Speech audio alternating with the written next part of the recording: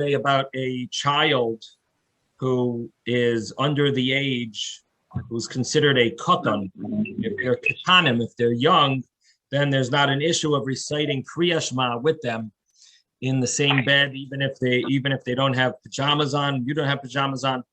And the question was what age? And so one opinion said the age of 11 or 12. And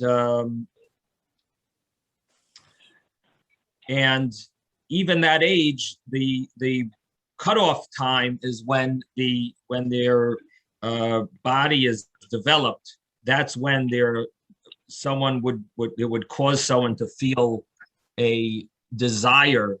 There would be possibly a sexual desire, and that's why that would be the age, and that would be that would be the limit, the time limit of being able to recite Shema with such a child. And I mentioned that this week's parsha we have similar law because we have the law of a neder, a vow, which there is a concept of a 11-year-old girl and a 12-year-old boy. It doesn't depend on the development of their body, but there is the concept of that age, 11 and 12, having some level of maturity. Like there is some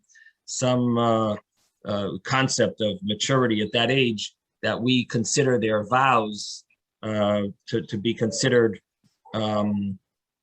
that they are possibly they have to be checked. We have to find out if they knew l'shem mi nadar, who they are vowing to, meaning they understand that a vow is to Hashem and that it carries with it certain responsibilities. So as long as they understand what the vow is, at the age of 11 for a girl and the age of 12 for a boy, that vow would take effect.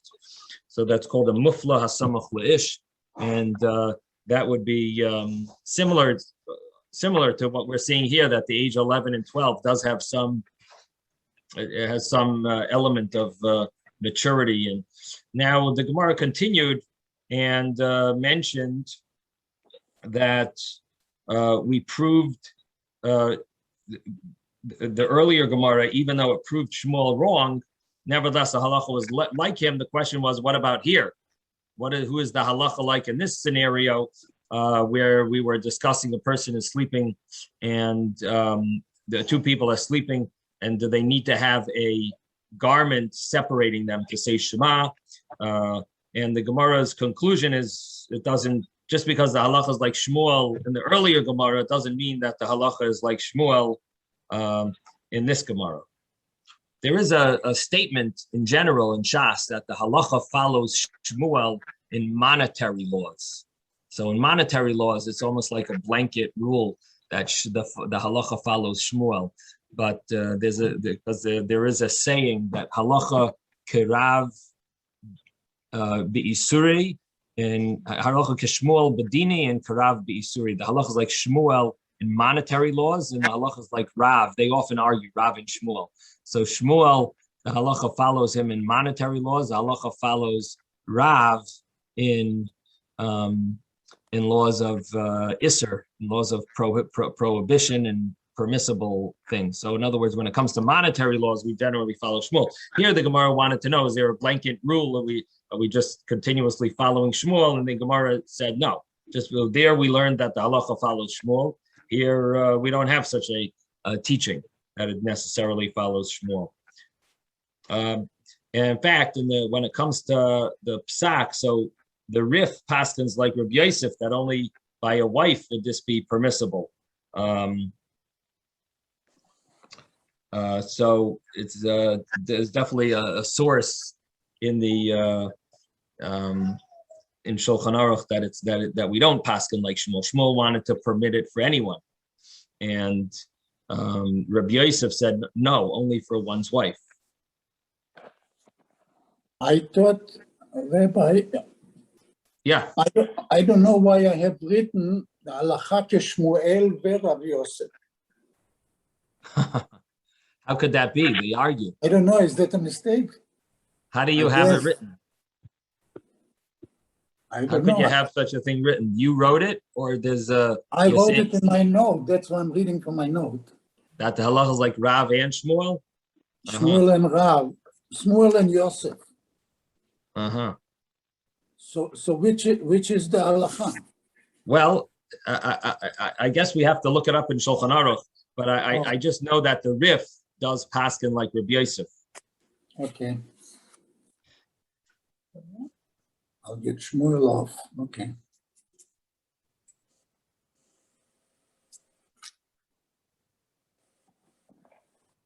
So let's see, it would be in Siman Ayin Gimel.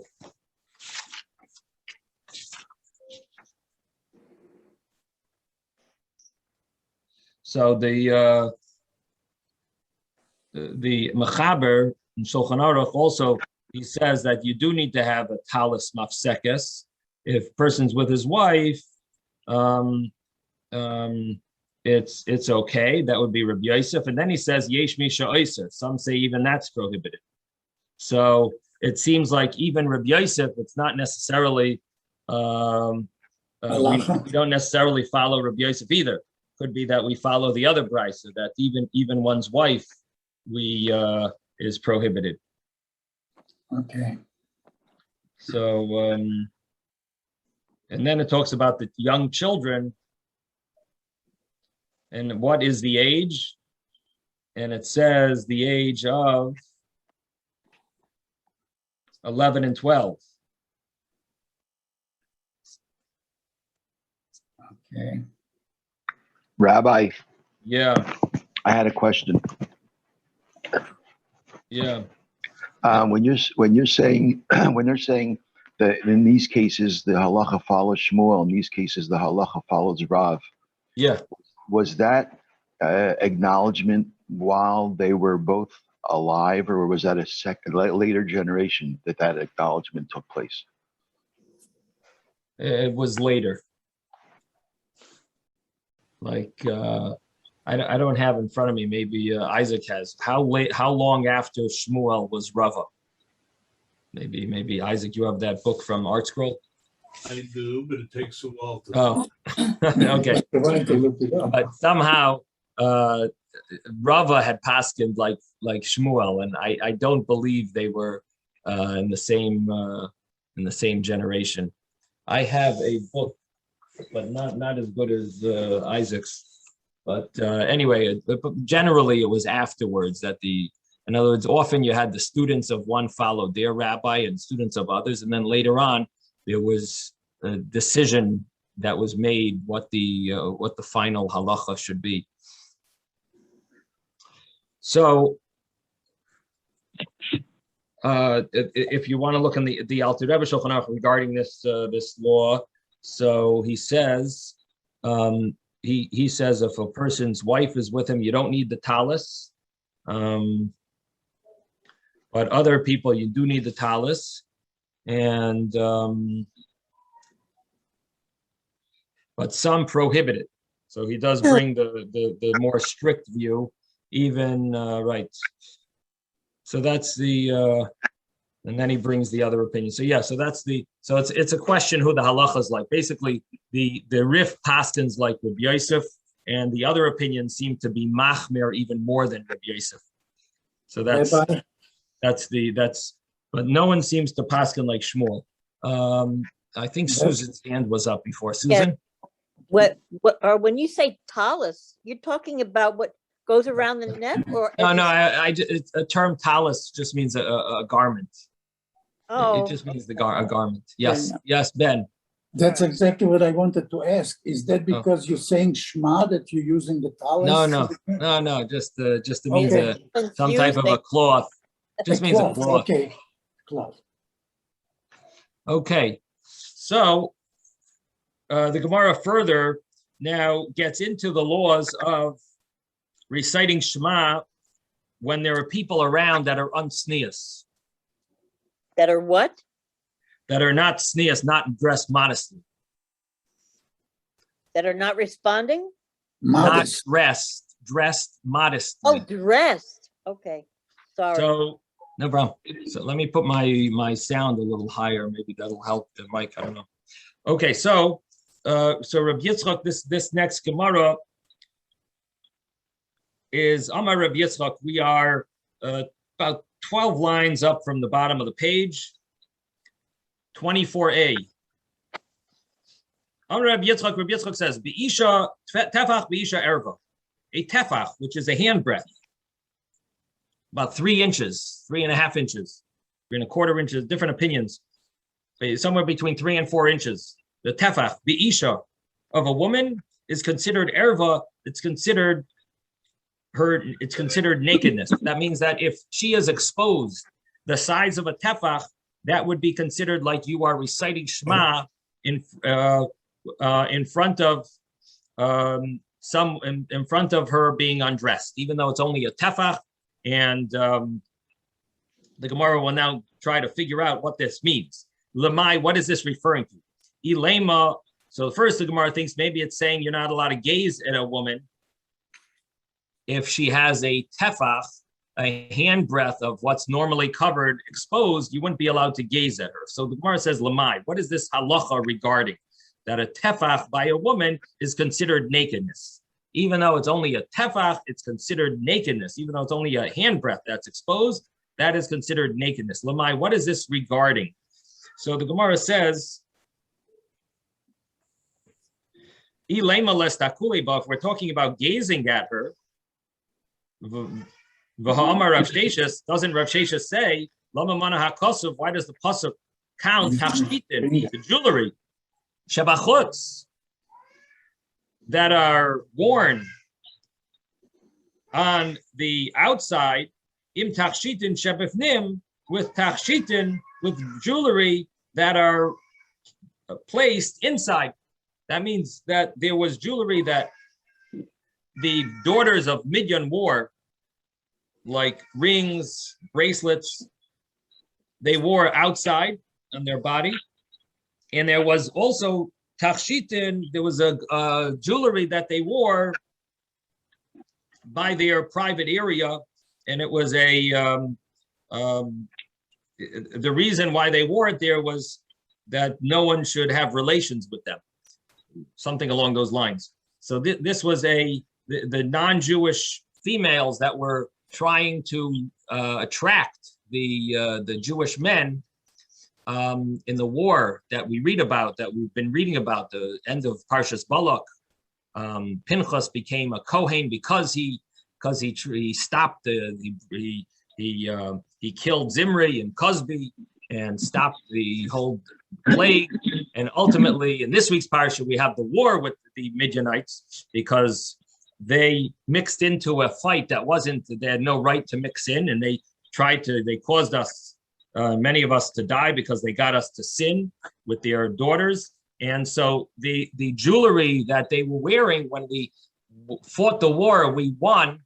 We had a lot of booty, and we wanted to donate it back to Hashem. Especially, we wanted a kapara for all of the negative, all of the improper and impure thoughts that we had.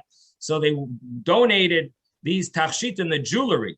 And when they donated it, they included all the types of jewelry, the rings, the bracelets, and this type of jewelry that they placed by the girls placed by their private area, that jewelry as well. So why does the pasuk include it all together? So the Gemara says, Loimar to tell you,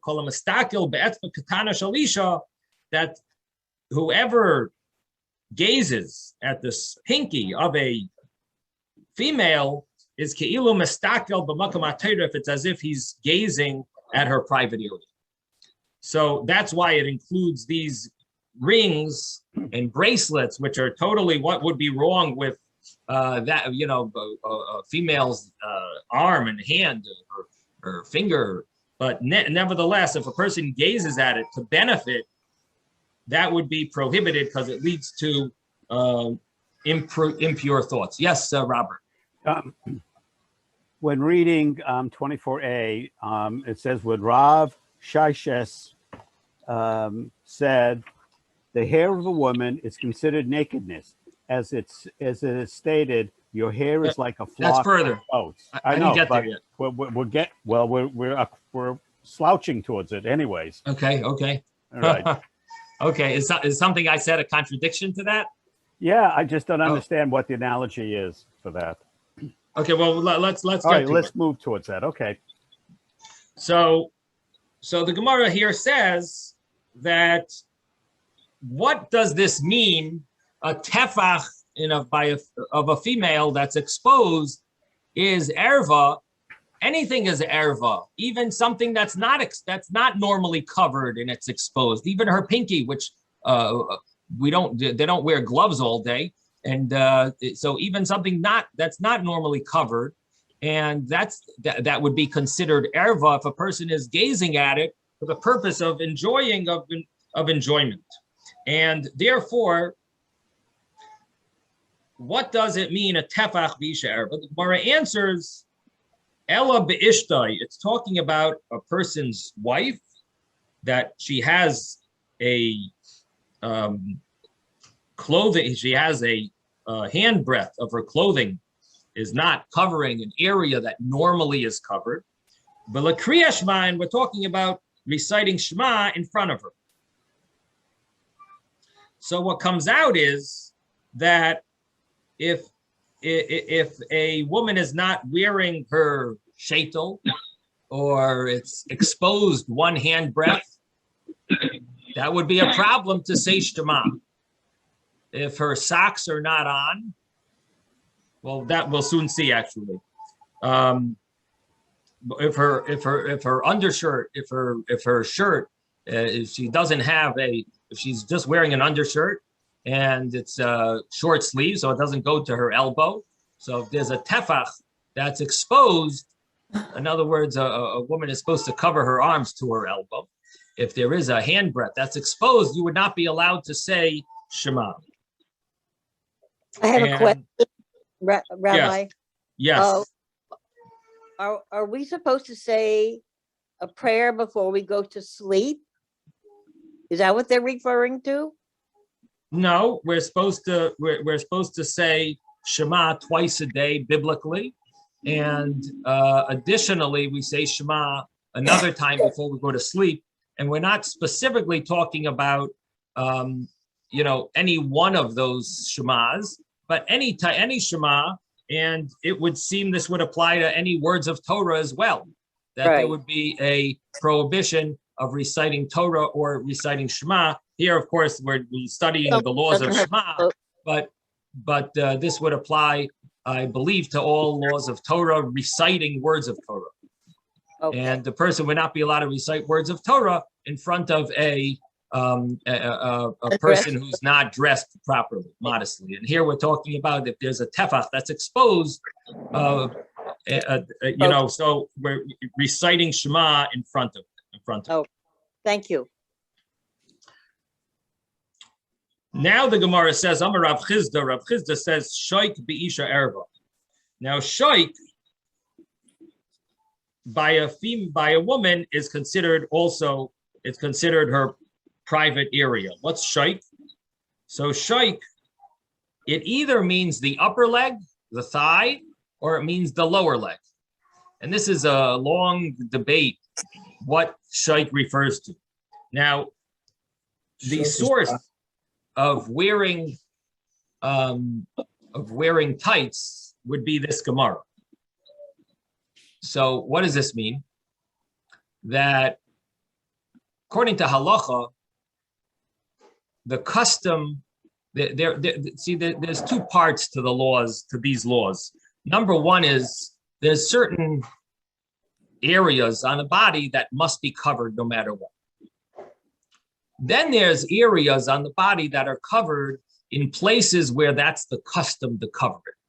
So for example, in Muslim countries where women cover their face, so that would be the custom of the place, is that women keep their faces covered, just their eyes are visible. That would be the custom of the place.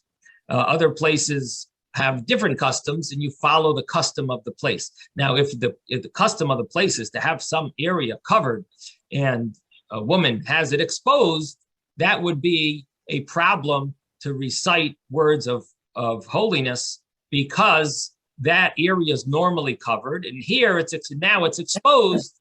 So you're going against the custom of the place that they've accepted that tradition. but there are areas on the body that it doesn't matter what people do. In other words, what people do, it's too bad. There's a law of modesty and erva, being naked, and this is definite nakedness, whether people cover it in your area or not. This is definite nakedness. So here the Gemara says, Rav Chizda says, shaik be'isha erva. The shaik, the thigh, is considered an erva, and he brings a verse.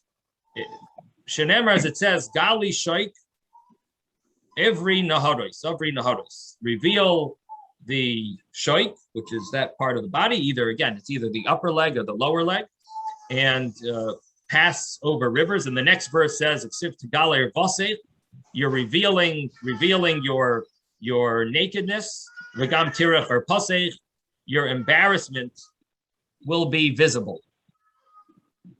So what comes out from this? We see from the verse that the shaik is considered erva. The shaik is considered erva, meaning that doesn't matter what the custom of the place is, this part of the body is considered a definite erva, and it would be an area on the body that must be covered.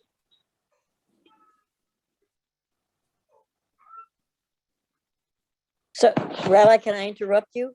Yes.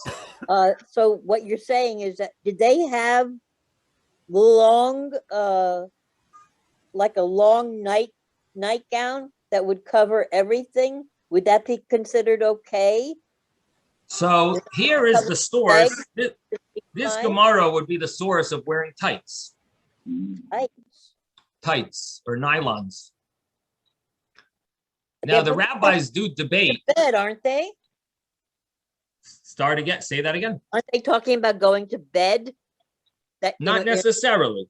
Not necessarily. Again, okay. we could be talking about you're flying in an airplane and you have okay. someone sitting next to you that's not dressed properly. All right. So, then in reference to tights, you're talking about where not the opaque kind that you can't see the skin. You're talking about stockings and nylon. So this is a good question that you're asking. There's a big discussion among the rabbis about sheer nylons. Is that considered seeing? Is that considered covering because depends how you learn. If you learn that shaik means the upper thigh, the upper part of the leg, so that means that a woman would wear a skirt up to her knee, covering her knee, and she's fine. Maybe they would, if the custom is to wear nylons or whatever, that she wears something or socks, whatever it is, on her feet. That's another story. But she's basically covered. The shaik is covered, because if shaik means the upper leg, it's a then sign. it's covered.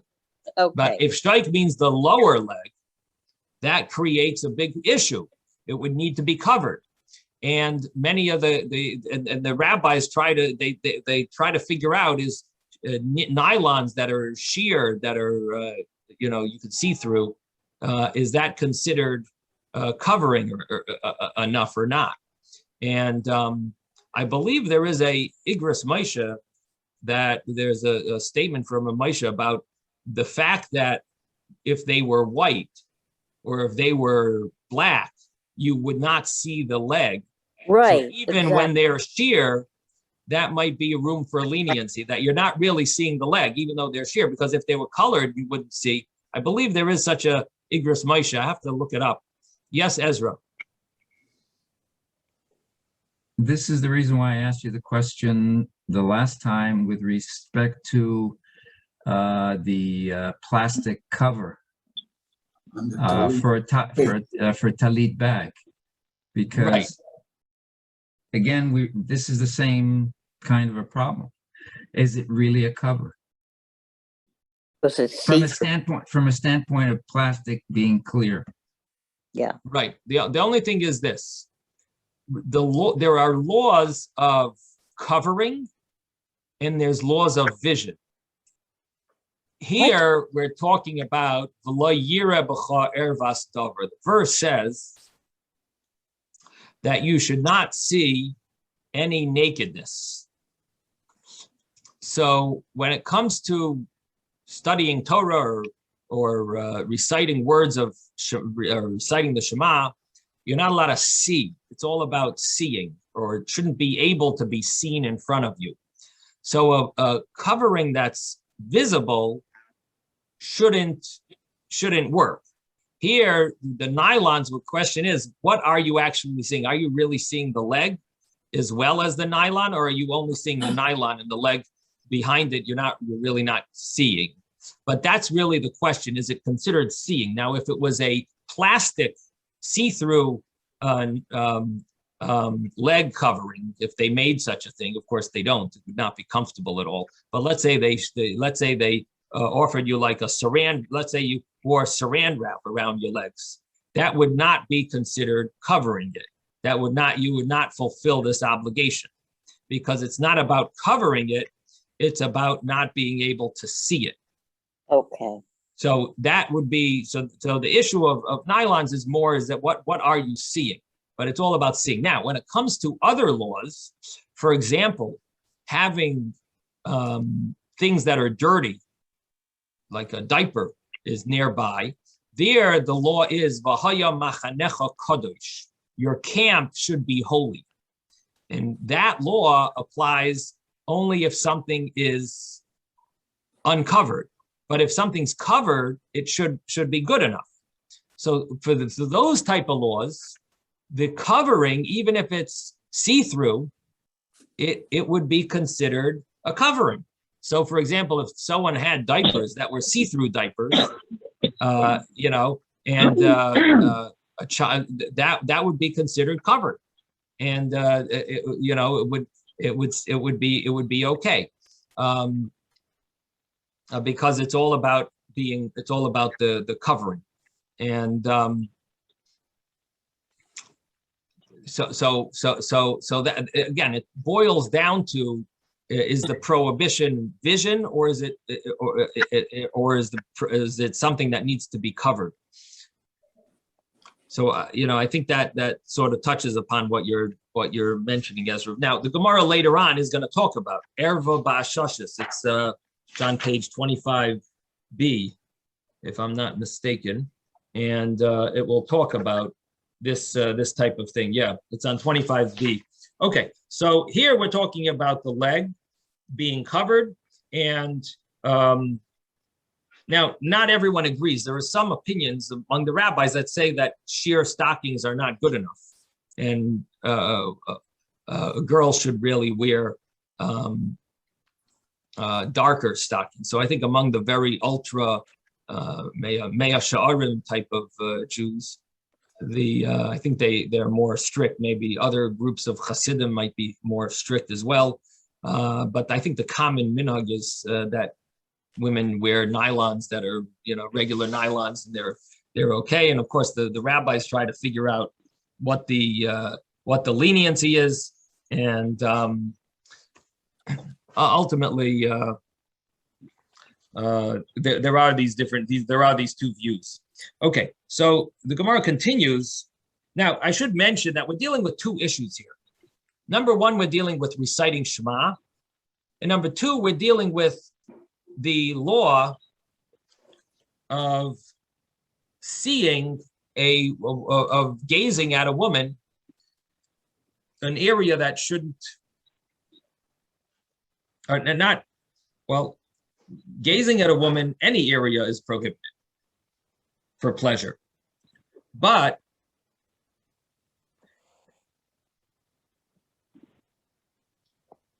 even if it's not for pleasure,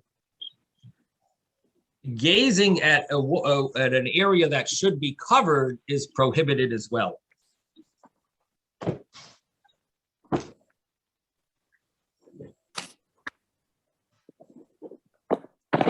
Rabbi, I have another question. And just one second. Let me just read it from the Mishnah Berurah here.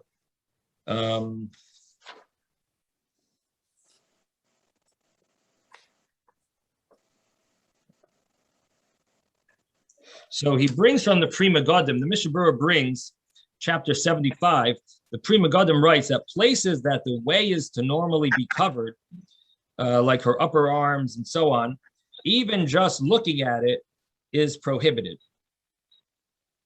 So that's what really we're dealing with, these two things. Number one is reciting Shema. Number two is looking, even not gazing or having in mind to benefit, but just looking, that would be prohibited. And the other issue that we're dealing with as well is the prohibition of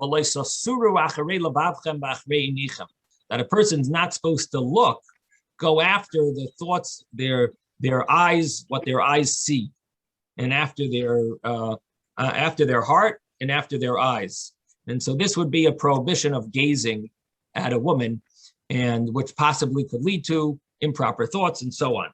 So these are the issues that we're dealing with. So again, Shema, and just in general, the prohibition of gazing. Susan, you had a question? Okay, you're only talking right now about a man gazing at whether it's a wife or any. And for sure, any other woman. How much more so? Because his wife, he's permitted to be with. Okay, but he's still not even allowed to look at his wife, correct? No, so with his wife, it's only an issue for Shema, and the issue is in general about women would be anytime.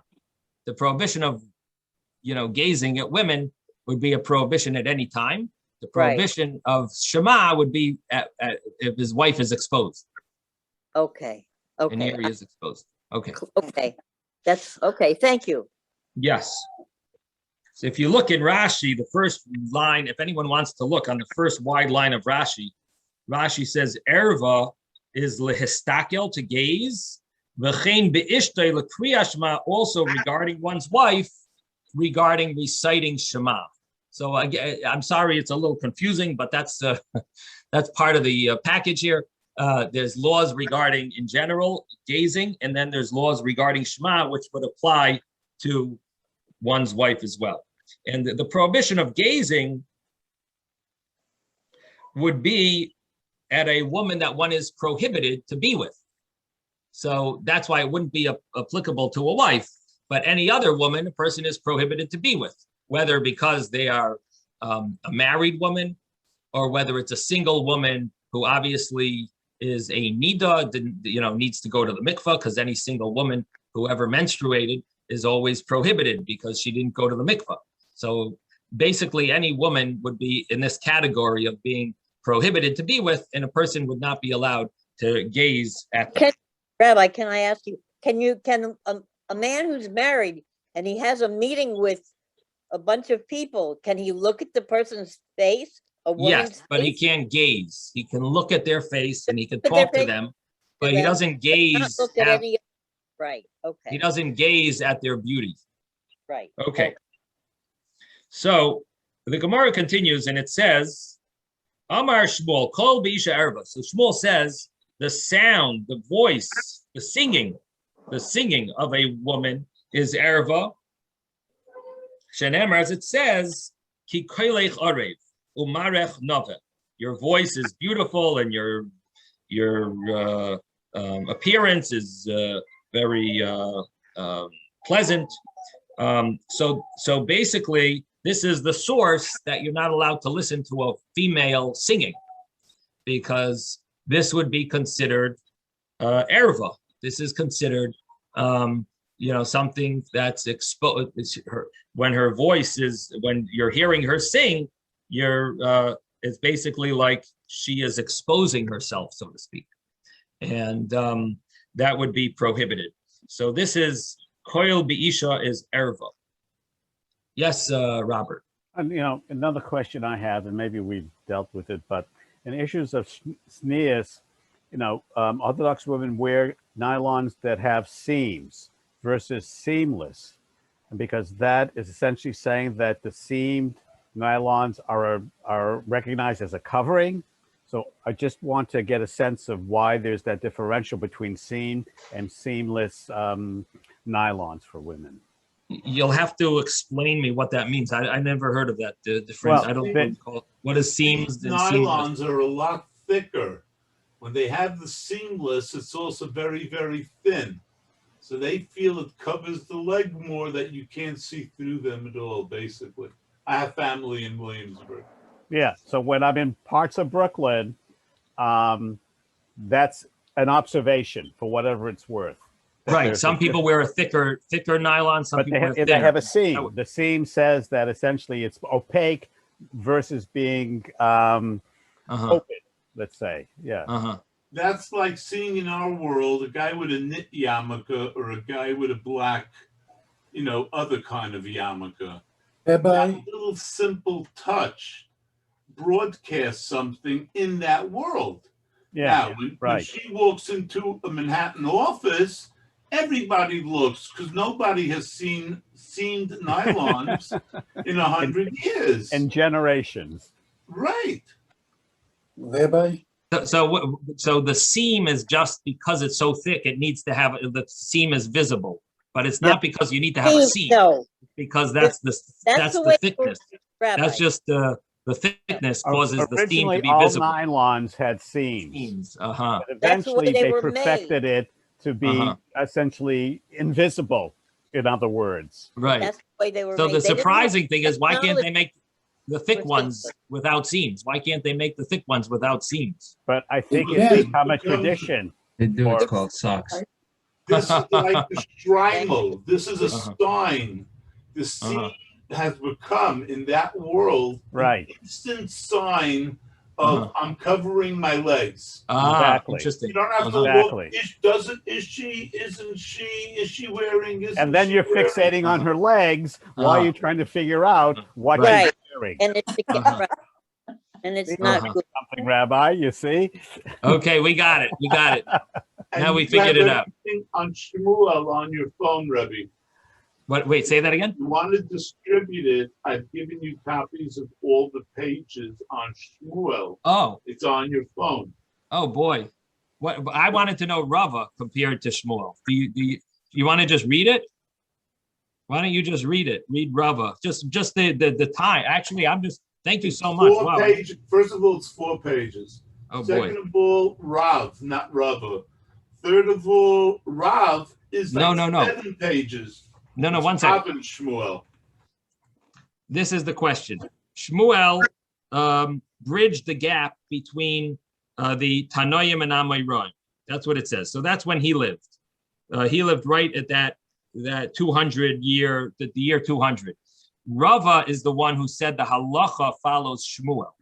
So Rava, I wanted to know when he lived, because that will tell us, that would answer David's question of when was the halacha finalized about Shmuel.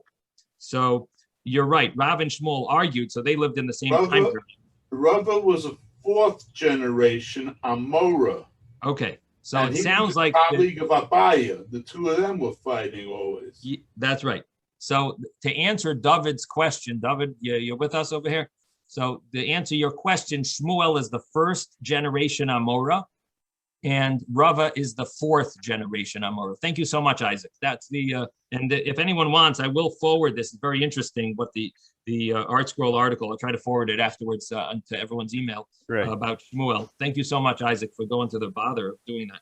Now, do you Okay. want Rav? You wanted Rav also? No. I really just wanted the dates of Shmuel. So you answered our question already, but while you made the copies, I'll forward it to everyone. The Shmuel. Now. So, The Thank thing you. that we mentioned about where the halacha follows whom is in Ksubis, is where the Gemara says that Shmuel at monetary Uh-huh. matters and Rav at anything else.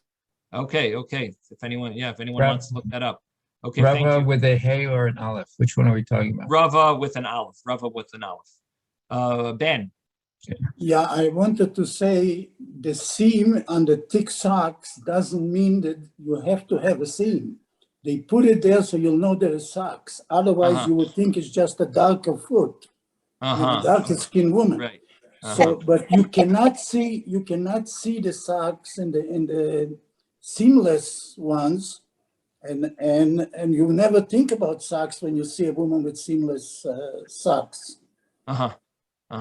So that's Okay. the reason that they put a seam, so you'll know Uh-huh. there is socks there. Okay.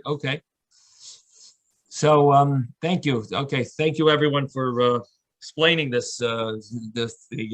Or practicality of these different types to me of leg coverings. Now, socks, the reason why they don't wear socks is because socks fall down, and then ultimately some of their leg will be, exposed. And so that's why they're careful to wear, they wear nylons as I'm saying, as part of halacha. Now, of course, if you have socks that are long, that would be, and they stay up, that would also be halachically acceptable, because as long as the shoik is covered, that's fine, and maybe even better than nylons, because they're more, you follow you could follow the more strict view as well. Okay, now comes the Gemara says, this final statement is also a very major discussion and issue that women deal with, and that is Amar Rav Sheshes Seyar B'isha Erva. The hair of a woman is erva, and what these all mean is that these things are all attractive. Shenemar, as it says, Sa'arech ke'eder ha'izim. Your hair is like the eder, the flock of goats, and so the Gemara is telling us that a woman's hair would be prohibited for someone to gaze at or to say Shema in front of. And that's why women wear hair coverings. And the hair covering, many women wear real hair, because ultimately it's covering, her body is not exposed. Her hair is not exposed. Some people have a stringency to wear, or however you want to call it, a stringency or not a stringency. In Lubavitch, the Rebbe always encouraged shaitels. So that's the best you could do, because if it looks decent and covered, you'll never think of you won't take it off. And if a person wears a hat, it's very easy to just take off. But there are different Hasidic customs in different groups of Hasidim, and there's also Sephardic customs. I believe some Sephardic women, they shave their hair, or even Hasidic women, they shave their hair under the shaitels. That's not commonly done in Lubavitch. Yes, Robert. So there's a distinction between artificial hair and a shaitel versus natural hair that's been blended into a shaitel. Yeah, but I mean, the fact is, it's covered. Okay. Irrespective of what it is, right. And sometimes, the shaitel are even more attractive than one's natural hair. Right. The shaving, but at least her hair is not exposed. Right. At least her body is not exposed. The shaving was because of the Puritz had the right of the first night, and they shaved their hair to make themselves ugly to the Puritz. And therefore, it's this case, at this point, that's no longer applicable. Interesting. So you've done some research on this.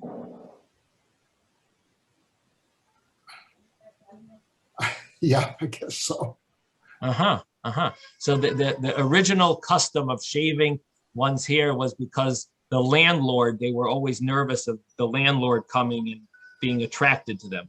Well, no, the Puritz had the right of the first night. The prince had the right of the first night to every married woman in his domain. The prince, when you said Puritz, I thought you meant the landowner. No, the Puritz is a prince in Polak. Yeah. Which reminds me of the story of Hanukkah. What is that? I said that the Poretz was the prince. They called him the Poretz of the Shtut, the prince of the town in the little shtetl. Where most of us lived. The prince, depending on his principality, had less territory or more territory, but less women and more women. Right. Okay. Well, that's an interesting part of history, I guess. That's where it originated from. But there are many that have the tradition to shave their hair, and I guess it causes that they won't have any desire to take off their sheitel or their hat or whatever they're covering their head with. So maybe there was additional benefits as well after the original reason why they did it. So there is such a custom. I don't want to minimize their tradition. Every minhag Yisrael Torah, it says. So that is the custom. It's not done in my circles, but there is such a custom. Okay, someone's computer is making a lot of noise. Let me. Okay, just muted everyone. But you can unmute if you have a question. I see Ezra sent something. Do you want to explain what you sent? I'm not sure I understood what that is. The Gemara card, for those who read Hebrew, provides a breakdown of different rabbis when they lived. Oh, we'll have to send this. Oh, that's great. We could look up get a Gemara. I did appreciate it. Well, the thing is, this you have to buy. This is on eBay. They make a Gemara card, but I don't own it, and I guess it's copyrighted as well. I don't think we can send it around, but Ezra has it, so that's very nice. And so, if we ever have a question, we can always ask you, Ezra. Okay. He has the list of the dates of the Tanoim and Amiram. That would be a good idea. I think maybe I should get it also. All right. Thank you, Ezra. If anyone wants, maybe I'll forward it if you want to buy it. And you have a card that has all the Tanoim.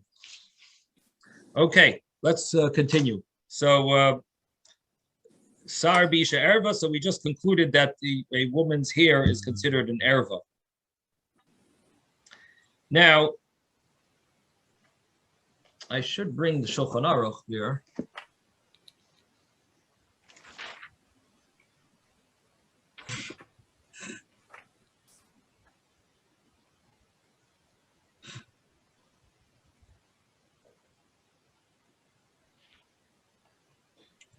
So it does say that if a woman's garment is see-through and her flesh is visible through it, that would be prohibited, just like if her body is revealed through glass. So in other words, as we mentioned earlier, that the prohibition is visible, if it's visible.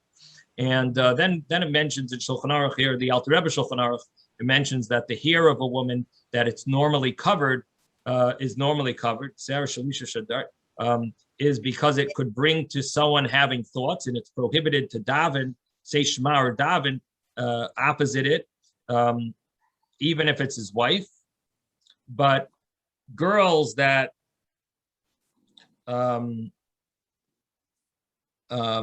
their derech, their custom is to go without hair covering. So in other words, before someone's married, and also sometimes the women at the hair sometimes is sticking out at the edge.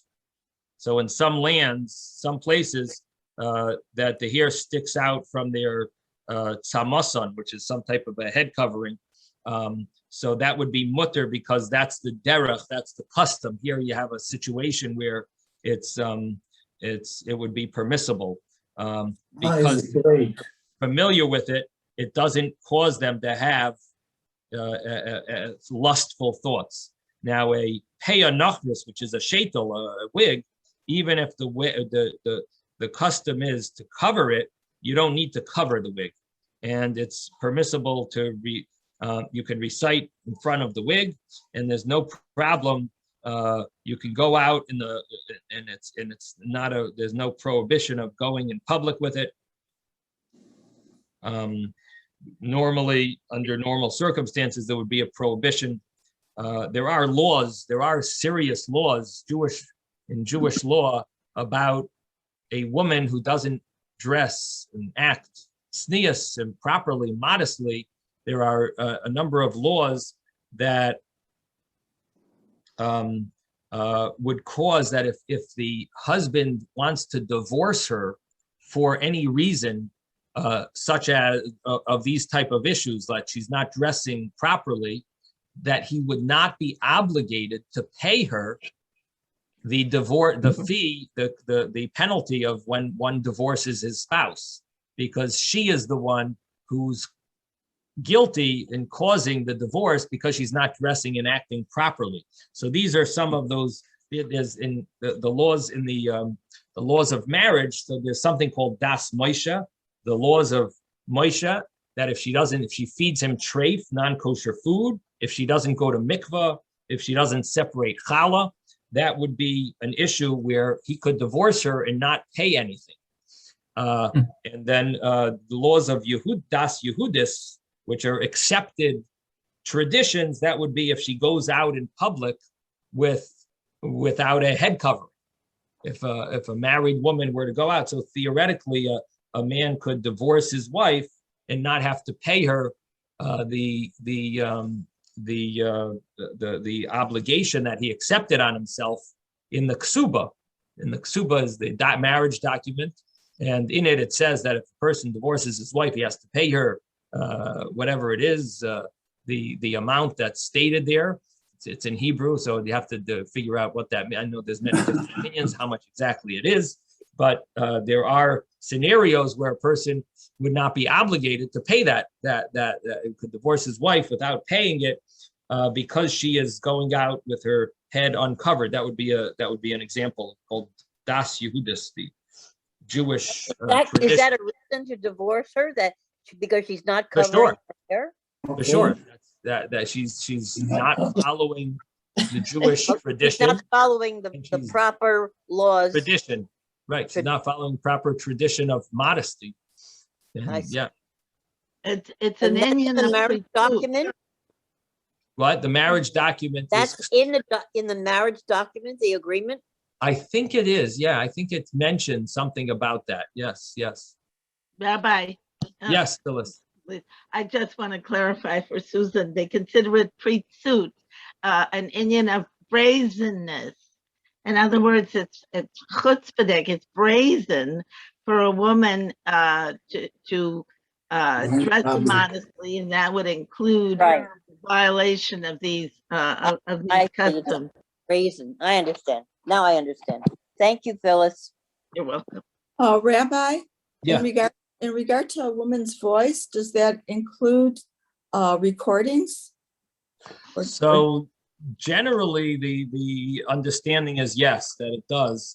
I'm not sure if there are any lenient views, but that is the common custom, common understanding is that we don't listen to even recorded.